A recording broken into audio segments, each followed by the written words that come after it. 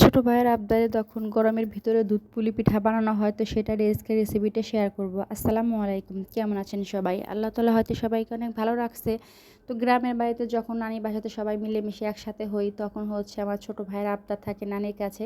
তো শীতের ভিতরে পিঠাটা যখন খাওয়ানো হয়েছে, তখন নাকি গরমের ভিতরে হচ্ছে দুধ পুলি পিঠাটা খাইতে ইচ্ছা করছে। তো নানি যেটা বলা সেটা কাজ। নানি কিন্তু হচ্ছে দেখতে পাচ্ছেন অলরেডি এখানে সমস্ত কাজ কাম রেডি শুরু করে দিছে। তো এখানে কিন্তু তিলটা ছুলানো হইলো।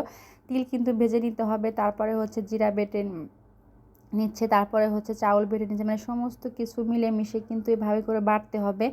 জিরা, তারপরে ভাতের চাউল, তারপরে তিল আর গরম মশলা মিলেমিশে যখন হালকা করে ভেজে নেবার পরে কিন্তু হচ্ছে পাটাতে বাটতে হবে। আর এটা কিন্তু আমি ব্লেন্ডারেও করতে পারতাম, তো নানি বলতেছে ব্লেন্ডারে করলে নাকি একদমই গুঁড়া হয়ে যাবে, খেতে ভালো লাগবে না, হাতেই বাটতে হবে। তো দেখতেই পারতেছেন এগুলো যখন গরম করে দিছে, তখন হচ্ছে আমি আর আমার খালা মিলে যখন এগুলো বাটি, তো খালা অনেকগুলো গুঁড়ো বেটে দিছে এখানে দেখতেই পাচ্ছেন। তো আমি না খালাকে বলছি যে ওঠো আমি একটু বেটে, যখন সবাই একসাথে হয়ে এভাবে কিন্তু মিলেমিশে কাজগুলো ভাগ করে নিলে কিন্তু আর কোনো রকমের কষ্ট হয় না। তো এদিকে হচ্ছে নানি আর খালা মিলে এখানে গরুর মাংস রান্না করতেছে, আর নানি এখানে হচ্ছে নারকেল কুড়ানো আর হচ্ছে মানে খেজুরের যে গুড় থাকে দুইটা মিলেমিশে করে ফেলছে, সেটা আমি ভিডিও করতে পারি না। আর এদিকে হচ্ছে যেটা বেটে আনা হয়েছে সেটা কিন্তু এর ভিতরে এখন মিশিয়ে দিবে।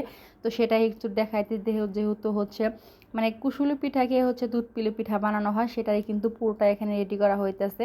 তো এটা দিয়েই কিন্তু হচ্ছে দুধ পুলির পিঠাটা কিন্তু হচ্ছে বানানো হবে। তো এটা আগে রেডি করে নেওয়া হইতেছে। তো এভাবে কে কে আছেন নানির কাছে যখন তখন আবদার করেন? আমি থেকে শুরু করে ছোট ভাইরা যখনই যে কোনো আবদার করি না কেন, নানির সাথে সাথে সেটা পূরণ করে দেয়। অথবা যে কোনো জিনিস খাইতে চায় না, সেটা নানি অবশ্যই আমাদের করে খাওয়ায়। তো হচ্ছে এটাই হচ্ছে ভালোবাসা। নানি দাদি দাদারা যাদেরকে আছে, আমার তো হচ্ছে দাদি দাদা নাই, তো আলহামদুলিল্লাহ নানি আর নানা আল্লাহ দিলে বাঁচে, তাদেরকে বাঁচিয়ে রাখছে আলহামদুলিল্লাহ। তো হচ্ছে তারা যেন হাজার অনেকটা বছর বাঁচিয়ে রাখে আল্লাহ তালা।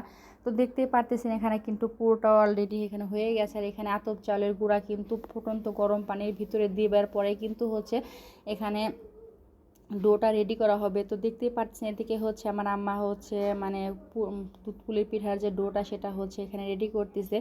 তো হচ্ছে আমি যখন মানে পিঠার পুরোটা রেডি করে হাতে বানানো হয়েছে সবাই, তখন ওই ভিডিওটা করছি, মানে আমি বুঝতে পারি না এই ভিডিওটা কেটে গেছে, অবশ্যই একটু শেয়ার করতাম কিন্তু পারলাম না। তো এখানে সবাই মিলেমিশে বানানো হয়েছে, সেটাই কিন্তু শেয়ার করলাম। আর এই দুধ পুলি পিঠাটা মানে কুসুলি পিঠাটা যে বানানো হয়েছে, যখন দুধ আর হচ্ছে খেজুর গুড় মিলে জাল করা হয়, তখন কিন্তু দুধটা একটু নর্মাল হয়ে গেছে। তো নানি বলছে তো ওটাই নাকি একটু বেশি মজা হবে। তো হচ্ছে সমস্ত পিঠা কিন্তু একদমই হচ্ছে দুধের ভিতরে কিন্তু ঢেলে দেওয়া যাবে না, এক এক করে কিন্তু দিয়ে দিতে হবে।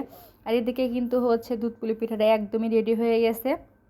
দেখতে পাচ্ছেন কত সুন্দর একটা কালার চলে আসছে। আর ভিডিওটা যদি একটু হলে আপনার কাছে ভালো লেগে থাকে, অবশ্যই কিন্তু লাইক কমেন্ট শেয়ার করতে ভুলবেন না। আল্লাহ হাফেজ।